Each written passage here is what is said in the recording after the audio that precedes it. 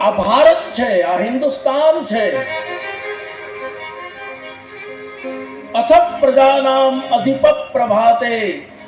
રઘુવંશની અંદર કવિ કાલિદાસ લખે છે કે આ દેશનો રાજા જાગે, એની આંખ ખુલે એટલે પહેલો પ્રશ્ન એ કરે, મારા દેશની ગાયો સલામત છે ને, મારા દેશની ગૌ માતાઓ સુરક્ષિત છે ને. મને એમ લાગે છે ગૌરક્ષા મંચ દમણે આ સૂત્ર બરોબર પકડી લીધું છે, અને આપણે નહીં કરીએ તો કોણ કરશે સાહેબ?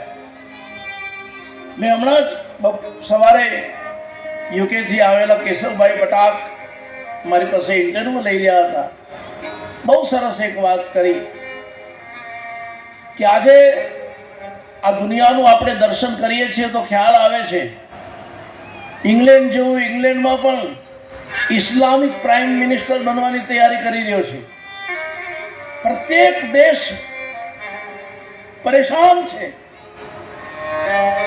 તો ભારત માટે શું કહેવું?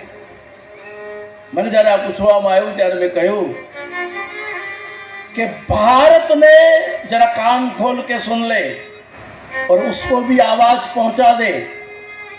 भारत ने गजवाए हिंद थी जो बचाવું હશે તો ભગવાએ હિંદને મજબૂત કરવું પડશે.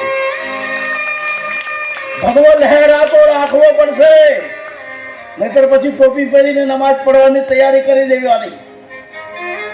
પણ મને એક વિશ્વાસ છે કે જ્યાં સુધી મર્દ વડાપ્રધાન નરેન્દ્રભાઈ મોદી દિલ્હીની ગાદી પર છે, કોઈના બાપની તાકાત નથી કે ભારતની સામે પણ જોઈ શકે છે. હીરાબાનો હીરો છે.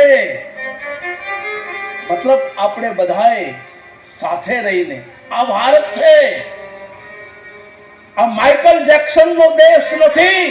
સુન લે, આ માઇકલ જેક્સન નો દેશ નથી, આ મારા વીર હનુમાન નો દેશ છે, આ મારુતિ નો દેશ છે.